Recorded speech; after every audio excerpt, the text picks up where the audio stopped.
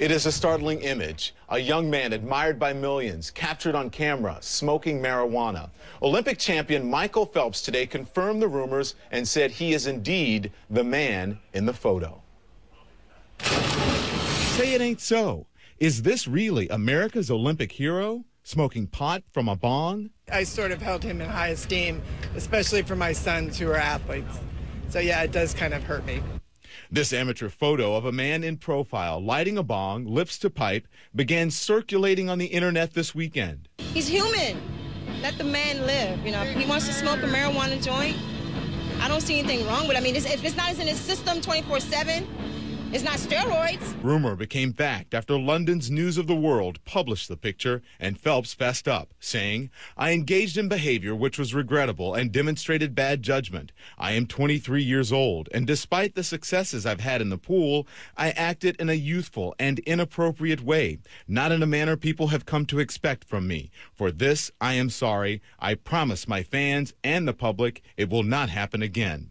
But in 2004, Phelps was arrested in his home state of Maryland on suspicion of drunk driving. Then he told ESPN, "I'm 19, but was taught that no matter how old you are, you take responsibility for your actions, which I will do. I'm extremely sorry." He could be sorrier if public support starts to dwindle. It really disappoints me because I thought he was this great All-American athlete that was, abiding by the rules. The U.S. Olympic Committee agrees, but says they are confident that going forward, Michael will consistently set the type of example we all expect from a great Olympic champion. But the jury is still out on advertisers who've committed more than $100 million to the Phelps brand.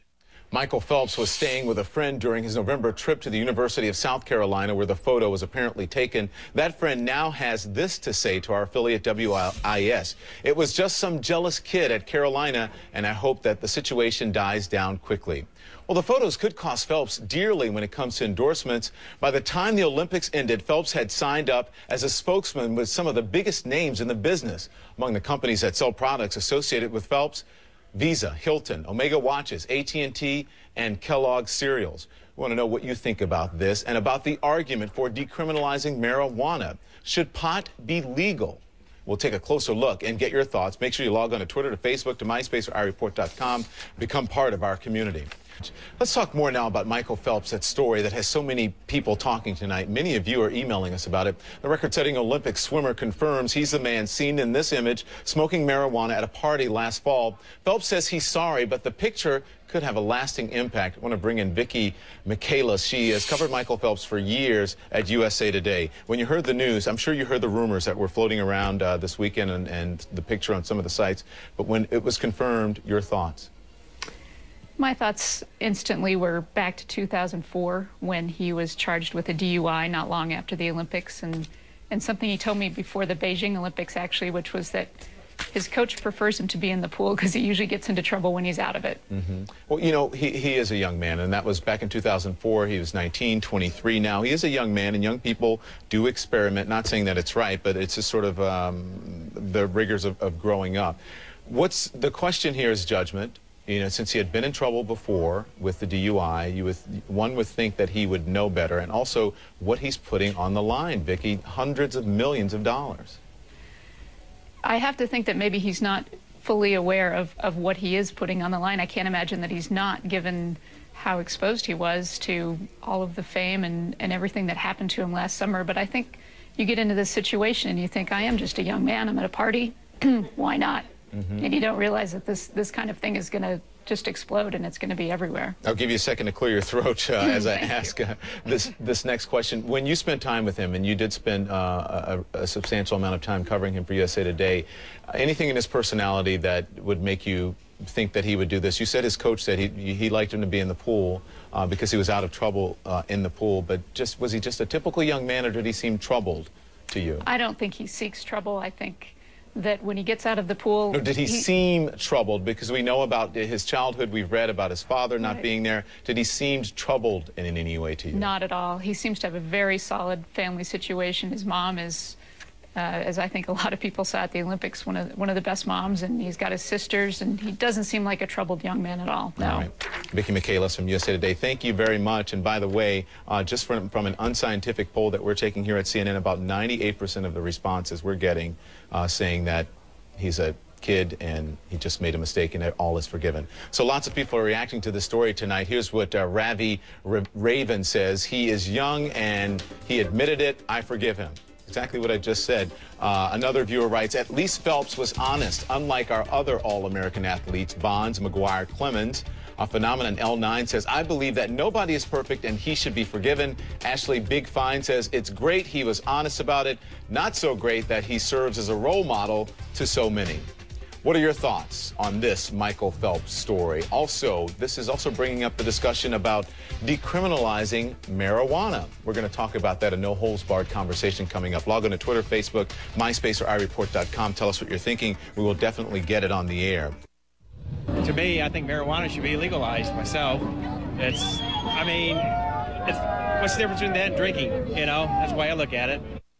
A lot of you are commenting tonight on this. Here's what Zeph Prof says. No big deal. He's young and under a lot of stress. My question is about the one who took picture. What a friend. Jealousy, jealousy. Irish Girl 2 says, it's good he cleared it up so quickly. He should have been a bit more responsible, though. And someone else writes, what does it say about the harmlessness of pot if the most winning Olympian in history smokes it? That's a good question. Make sure you join our community. Log on to any one of those platforms right there and tell us what you're thinking. We'll get it on the air. That last comment leads us to this. This controversy over Olympic gold medalist Michael Phelps photographed smoking marijuana has many people, saying, so what? So we want to know, should marijuana be legalized or decriminalized? Our guest tonight is Bruce Merkin of the Marijuana Policy Project, a group that advocates regulating marijuana the same way alcohol and tobacco are regulated. Thank you so much for joining us.